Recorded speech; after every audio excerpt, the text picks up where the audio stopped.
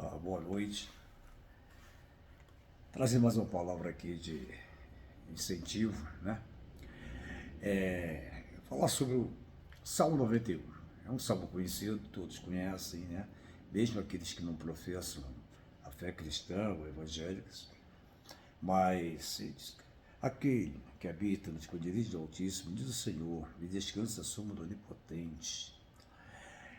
Você vai descansar sobre a sombra do Onipotente. Se você buscar a Deus, se buscar a Jesus, ele tem essa promessa. E mais à frente diz: 1.000 cairão ao teu lado e 10.000 à tua direita, mas tu não serás atingido, ainda que você esteja no vale. Né? Vamos ver um pedacinho do hino aqui.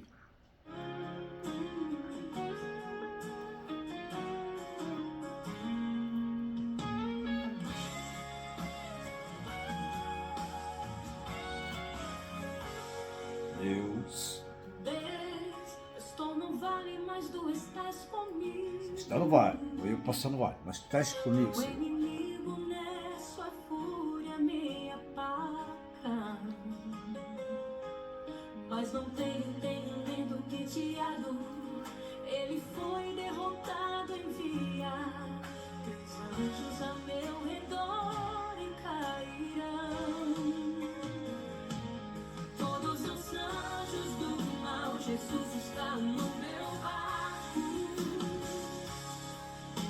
Deus forte e poderoso, tenho certeza da minha vitória. O inimigo caluniador já foi derrotado. Então, Deus forte e poderoso, tenho certeza da minha vitória. Esse foi uma das estrofes, né? A primeira estrofe do hino que eu compus. É para nos animar, saber que o nosso Deus, né? Jesus diz: eis que estou convosco todos os dias, até quando? Até a consumação dos séculos, né? Mas ele diz também que no mundo tereis aflições, mas tem de bom ânimo, porque eu venci o mundo. Jesus venceu o mundo. Aonde que Jesus venceu o mundo? Ele venceu na cruz do Calvário. Quando aquele Deus colocou no coração que iria fazer um resgate, né, das nossas almas, do ser humano, daqueles que aceitassem o Espírito de verdade. Lá no Éden, quando nós caímos lá no Éden, na desobediência, ali foi a raça humana, né? Eu estava lá, literalmente, né? Nós somos o Adão e a Eva. Então houve uma ordenança de Deus que não se mexesse na árvore do fruto da vida. E depois o inimigo, né, que já tinha caído, já estava deposto, quis fazer um céu acima do céu de Deus, uma criatura, coitado. Ele queria ser mais do que o Criador. E Deus o repreendeu e o expulsou. Então, toda a obra de Deus, ele tenta, sempre tentar denegrir, acabar, destruir, mas ele não consegue. Ele fez isso com outros servos de Deus. Jó, por exemplo, é o melhor para se falar. O exemplo de Jó. O homem que tinha tudo, homem rico, vários filhos, fazendas, era um milionário naquela época, comparando de hoje. Mas Satanás, invejoso, né, ele foi até, Deus estava reunido com os seus anjos, e o sem vergonha foi lá, diante de Deus, falou: aí Deus falou: de onde tu vens? De rodear o mundo. Viste meu servo Jó? Ele viu, claro. Só que ele chegou a falar, literalmente assim, mas traduzindo para agora, né, que Jó, ele obedecia a Deus porque Deus dava tudo para ele: casa, família, dinheiro, fazendas, filhos, possivelmente netos. Quero ver se você tirar essas coisas dele, se ele vai continuar te servindo. E Deus permitiu. Você pode fazer, só não mexa na alma dele nem na vida dele, porque essa pertence a Deus. E Satanás foi fazendo. Viram? Matou os filhos de Jó, destruiu as fazendas. Em resumo, Jó foi parar como um mendigo, um morador de rua naquela época, no meio de um lugar, né, tipo assim, sei lá, uma lixeira, e cheio de chagas, feridas, e que diz que ele se coçava provavelmente com um pedaço de telha, um caco, para coçar, porque o prurido, a coceira era tão intensa que ele não aguentava. Os amigos, né, questionavam sobre o Deus de Jó: cadê teu Deus? A própria esposa dele, a mulher de Jó. chegou aí e falou, amaldiçoa esse teu Deus. Como disse, não, ele não faz nada por você, te deu tudo, agora te tira, amaldiçoa ele. Ele virou para ela e falou, não, nu eu saí do ventre da minha mãe e nu eu voltarei. Quer dizer, ele veio sem nada e voltar sem nada. Ou você voltar sem nada para Deus, durante uma trajetória aqui que você com Jesus, né? Voltar sem nada quer dizer o seguinte, sem nada material, mas você vai voltar rico, imensamente, imensuravelmente rico, porque a palavra de Deus diz que no céu nós teremos mansões celestiais, andaremos em ruas de ouro, paz eterna, assim, acabou a mazela, acabou a falsidade, acabou tudo. A única coisa que Deus, essa salvação foi de graça para nós, mas foi pago a preço de sangue na cruz do Calvário por Jesus Cristo. Morreu inocentemente. A única coisa que Deus requer de você é que você aceite esse ato de Jesus, né, verdadeiramente como o Salvador da sua alma. E é o caminho, eu sou o caminho, a verdade, a vida, ninguém vem ao Pai a não ser por mim. Então Jesus é o caminho. Então, para a gente retornar aquele estado do Éden, né, de paz, e antes do pecado, nós retornaremos mais ou menos uma situação daquela. Mais ou menos não, retornaremos àquela situação. Mas para isso precisamos estar com Jesus e aceitá-lo em espírito e verdade em nosso coração como o único e eterno Salvador. É a única condição para que o homem seja salvo é aceitar Jesus como Salvador. Não adianta você ser amigo de Deus, você frequentar a igreja, achar bonitinho, questionar, às vezes questiona muito sobre, mas eu sou assim, sou assado, não aceito. Então, Deus não quer saber do que você aceita, Ele quer que você o aceite. E você tem que, sabe, às vezes você tem que dar leitinho, mas às vezes você tem que dar uma sopa de pedra para a pessoa entender. E tem que falar contundente mesmo, sem rodeio. Olha, a salvação é através de Jesus Cristo. Ou você aceita ou não aceita. Não adianta você ficar na igreja, não adianta você ficar numa igreja cristã dizendo que é cristão e você não está com a igreja, não está com a mente voltada para outras coisas. Mas, voltando a Lajó, você vê que ele diz que Saul no ventre da mãe dele. E nu ele voltará, sem bens materiais. Se Deus quiser dar bens materiais para você, ótimo, para mim também, recebe. A Bíblia diz que o justo não mendigará o pão. Mas se você for um servo de Deus, você pode ganhar pouquinho, ter pouquinho, você nunca vai passar fome, porque Deus não deixa o servo dele passar fome. Ele vai providenciar alguma coisa, vai providenciar alguém para que te ajude, mas você não vai passar fome jamais. Se você viu alguma pessoa dizendo que é um cristão, servo de Deus, está pedindo esmola, pedindo as coisas às pessoas, verdadeiramente essa pessoa não está servindo literalmente a Deus, ele está duvidando de Deus. Por que está duvidando de Deus? Porque ele deram uma situação que é ruim, uma situação que não é comumente o servo de Deus para passar numa situação dessa. Não é. Então, eu quero trazer essa palavra aqui. Seja em qual situação você estiver, Deus está do seu lado. Eu sou o caminho, a verdade e a vida. Estarei convosco até a consumação dos séculos. No mundo tereis aflições, mas tenho ânimo que eu venci o mundo.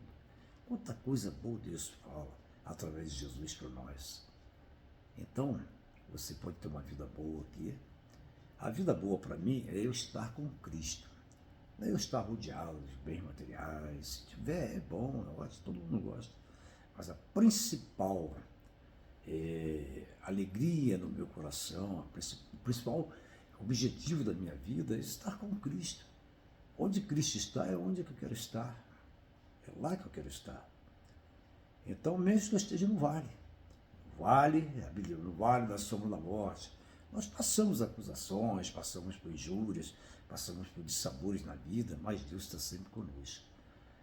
Uma outra live eu falei que Deus não deixou de estar com aqueles homens que foram para a fornalha, que Faraó aumentou 5, 6 vezes mais, ou 10 vezes mais, o aquecimento daquela fornalha. Eles não deixaram ir para a fornalha, mas nenhum fio, a Bíblia diz que nenhum fio de cabelo deles foram queimados, nenhum fio foi queimado. E lá estavam 3 homens, quando o Faraó chegou, viram 4, que era o anjo do Senhor. Na cova dos leões, a mesma coisa. E aconteceu com Sadraque, Mesaque e Abednego, aconteceu com o servo de Deus que foi para a cova dos leões. Os leões, com certeza, deixaram sem comer vários dias, para que tivesse bastante fome e engolisse. Estava lá os leões tranquilos, dormindo, né?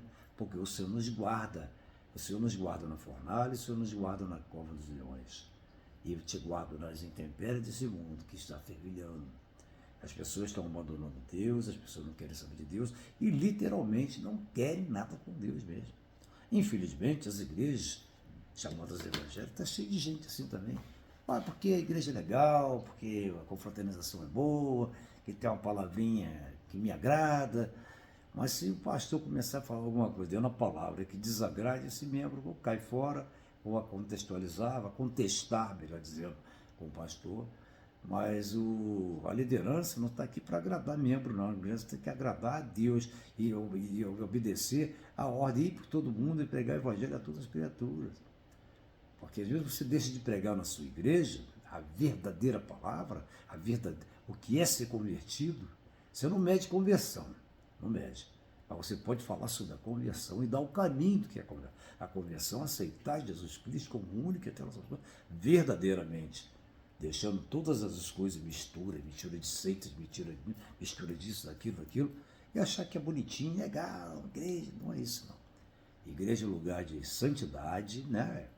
A santidade está no nosso corpo, mas, eu sou a igreja. Tá, nós somos o templo do Espírito Santo, claro, mas nós temos um lugar reservado, um local reservado, como Deus sempre teve também, Jesus, ele é o templo, ele é lá para pregar, ele é o templo para chamar atenção. E foi um momento em que ele foi ao templo e estavam fazendo, os mercadores fazendo lá na casa do pai de comércio, ele meteu o chicote, chutou os caixotes, jogou as pomas fora, estavam vendendo para sacrifício. Então, esse é o exemplo de não é que a gente vai meter o pé, brigar, não é isso não. Mas você tem que falar a verdadeira palavra. Senão, sabe por quê?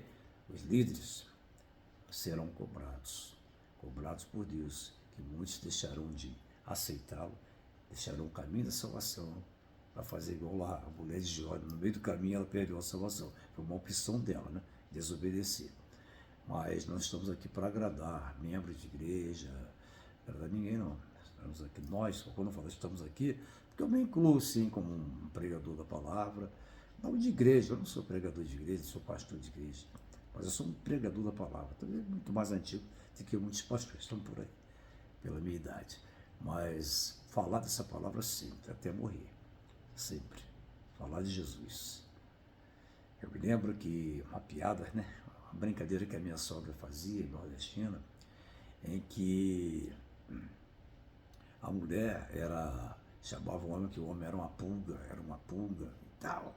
E o homem não aguentava mais saber que a mulher chamasse ele, assim, uma pulga. Aí ele jogou ela dentro do poço. Aí ela foi afundando.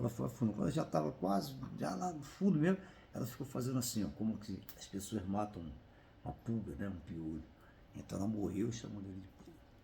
Mas o que eu quero dizer é isso, que a gente brinca, conta uma coisinha, mas é Jesus. Salmo 91. Aquele que habita no esconderijo do Altíssimo está sobre as asas de Deus, né? Deus mandará os seus anjos para guardar o nosso respeito.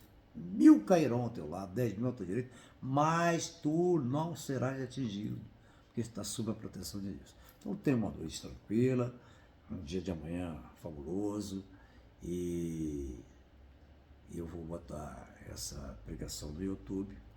Estou evitando de passar para o WhatsApp, porque se são os meus amigos, eles vão lá, são amigos no Facebook, colocam no Face e vê, assiste quem quer. E aí você fica colocando no WhatsApp, e tem pessoas que você não gosta, você está mandando coisa, apesar que é teu amigo, né? Até domingo retrasado foi uma boa pregação, né? Falar sobre amigo, né? E é isso mesmo, nosso principal amigo é Jesus Cristo, é o único, primeiro. Esse não te trai, esse não te maltrata e não vai ser sempre fiel a ti. Desde que você seja fiel a ele também, esteja junto com ele. Mas o que eu quero dizer é que nós temos que ser fiel até a morte e receberemos a coroa da vida. Então, um amigo no Face, tem vários amigos, chama amigo do Face. Tem uns amigos que são verdadeiros amigos que também estão no Face, então aqueles são amigos do Face, né? E no WhatsApp a gente manda para alguns amigos Se eles quiserem receber, bem, recebo. Se não quiser, eu estou evitando, pelo menos para alguns, né? Porque eles são muito mais chegados, eu vou continuar mandando. Mas para outros, você vê que o cara clica, mas não dá uma palavra. Ah, gostei, amém, dá um amém, né? Dá um amém e tal.